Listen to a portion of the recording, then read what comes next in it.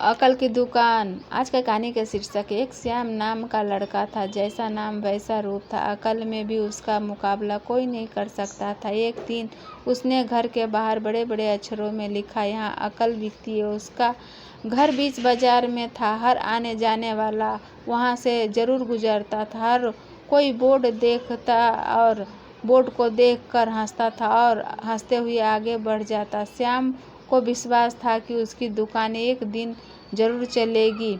एक दिन एक अमीर महाजन का बेटा वहां से गुजरा। दुकान देखकर उससे रहा नहीं गया। उसने अंदर जाकर श्याम से पूछा, यहाँ कैसी अकल मिलती है और उसकी कीमत क्या है? श्याम ने कहा, यह इस बात पर निर्भर करता है कि तुम इस पर कितना पैसा खर्च कर सकते हो। मदन ने जेब से 1 रुपया निकालकर पूछा, इस रुपये के बदले में कौन सी अकल मिलेगी और कितनी? भई 1 रुपये की अकल से तुम 1 लाख रुपया बचा सकते हो। मदन ने 1 रुपया दे दिया। बदले में श्याम ने एक कागज पर लिख कर दिया, जहाँ जो आदमी लड़ झगड़ रहे हो वहाँ खड़े रहना बेवकूफ़ी है। मदन घर पहुँचा और उसने अपने पिता को कागज दिखाकर कंजूस पिता ने कागज को पढ़ा तो वह गुस्से से आग बबूला हो गया। मदन को कोसते हुए वह पहुंचा अकल की दुकान। कागज की पर्ची श्याम के सामने फेंकते हुए चिल्लाया, वह श्याम, लौटा दो जो मेरे बेटे ने तुम्हें दिया था। श्याम ने कहा, ठीक है लौटा देता हूँ, लेकिन मेरी एक शर्त है। शर्त यह है कि तुम्हारा बेटा मेरी सलाह पर कभी अमल नहीं करेगा। कंजूस महाजन के वादे करने पर श्याम ने रुपया वापस कर दिया। उस नगर के राजा की 2 रानियां थीं। एक दिन राजा अपनी रानियों के साथ जौहरी बाजार से गुजरा। दोनों रानियों को हीरो का एक हार पसंद आ गया। दोनों ने सोचा, महल पहुंचकर अपनी दासी को भेजकर हार मंगवा लूंगी। संजोग से दोनों दासियों एक ही समय पर हार लेने पहुंची।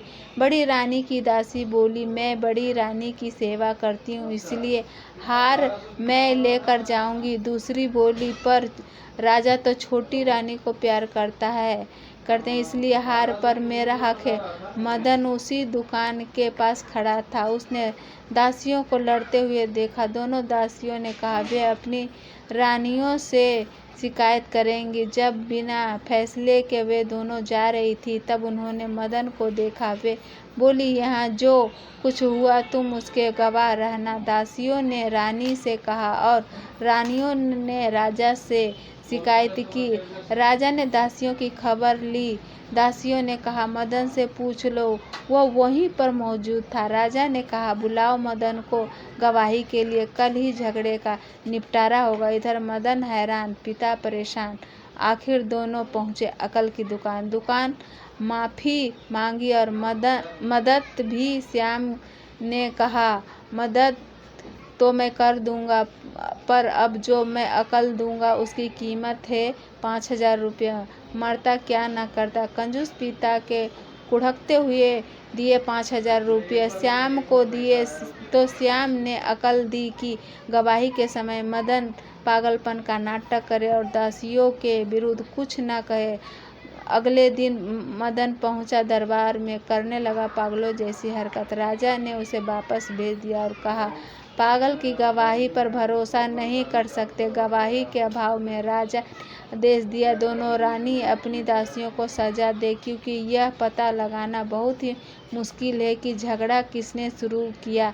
बड़ी रानी तो बड़ी खुश हुई, छोटी को बहुत गुस्सा आया। मदन को पता चला कि छोटी रानी उससे नाराज है, तो वह फिर अपनी सुरक्षा के लिए परेशान हो गया। फिर पहुंचा अकल की दुकान। श्याम ने कहा, इस बार अकल की कीमत 10,000 रुपये। पैसे लेकर श्याम बोला, एक ही रास्ता है, तुम वह हार खरीद कर छोटी रानी को उपहार में दे दो। मदन सकते है आ गया और बोला, अरे ऐसा कैसे हो सकता है, उसकी कीमत तो 1 लाख रुपये है। श्याम बोला, कहा न था उस दिन जब तुम पहली बार आए थे कि 1 रुपये की अकल में तुम 1 लाख रुपये बचा सकते हो। इधर मदन को हार खरीद कर भेंट करना पड़ा, उधर अकल की दुकान चल पड़ी। कंजूस महाजन सिर पीट कर रह गया।